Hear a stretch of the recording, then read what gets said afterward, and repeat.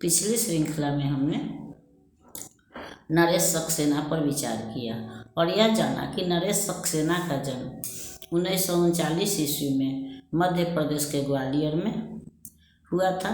इन्होंने जबलपुर और कलकत्ता से उच्च शिक्षा प्राप्त की तथा उत्तर प्रदेश में केजल विभाग में उप प्रबंधक के रूप में कार्य किया। इसके अलावा भी इन्होंने अनेक महत्वपूर्ण पदों को सुशोभित किया। ये 20वीं सदी में 70 के दशक के कवि हैं।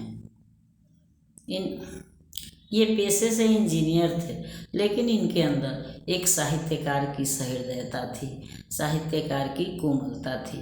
इंजीनियरिंग या विज्ञान की शिक्षा ने इनके अंदर कठोरता नहीं बल्कि या सिद्धांतों की शुष्कता नहीं, बल्कि इनके अंदर भावनाओं की तीक्ष्णता भरी थी। ये समाज में हो रही घटनाओं को मानवीय दृष्टि से, तीव्र दृष्टि से देखते थे और उसको अपनी रचनाओं में अभिव्यक्ति प्रदान करते थे।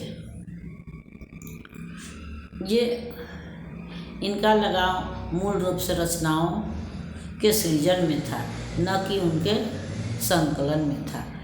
रचनाओं के सृजन के बाद उधर से यह उदासीन हो फिर नई रचना में लग जाते थे और समाज में हो रही घटनाओं को मानवीय दृष्टि से देखते हुए, सहानुभूतिपूर्ण देखते हुए, संवेदनात्मक रूप से देखते हुए उनको आकार प्रदान करते थे।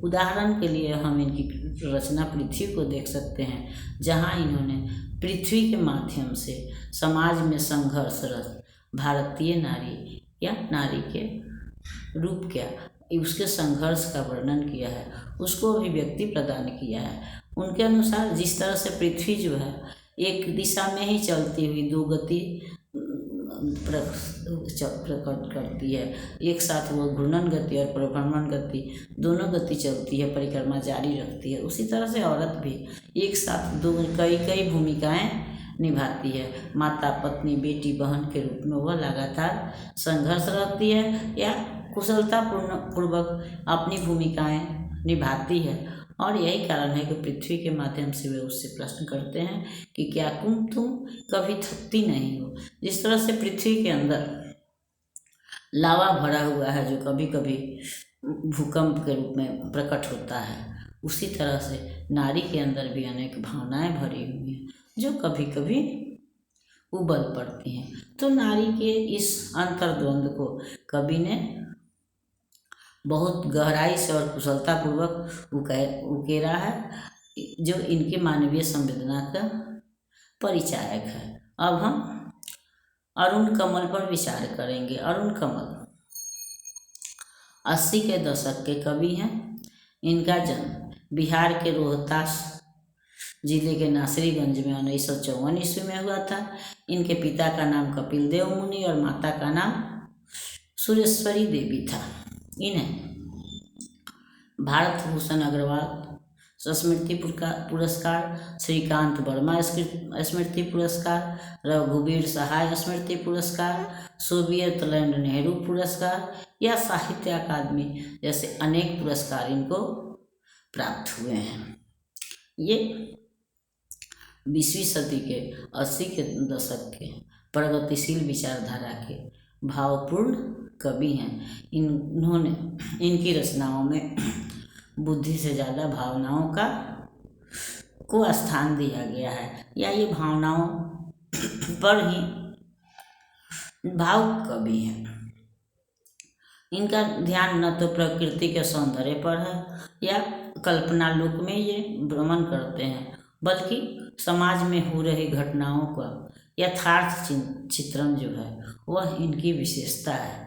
समाज के दबे कुचले लोगों को वाणी प्रदान करना, उनके व्यथाओं को अभिव्यक्ति प्रदान करना इनकी विशेषता है, जिसका उदाहरण हम इनकी रचना मातृभूमि में देख सकते हैं, जहाँ ये प्रकृति से कालाहांडी या तमिलनाडु के अभावग्रस्त, अकालग्रस्त बच्चों या लोगों के दुखों को दूर करने के लिए याचना करते हैं।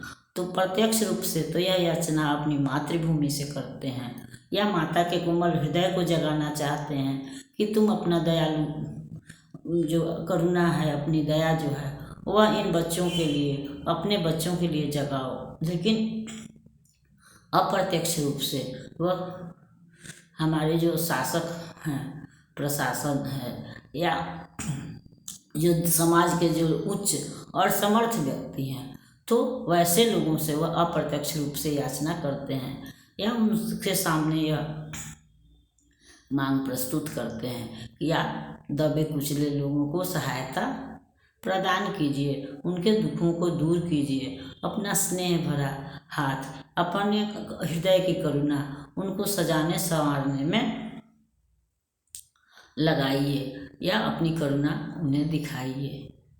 तो इस तरह से हम देखते हैं कि अरुण कमल जो है वह भावुक कवि हैं।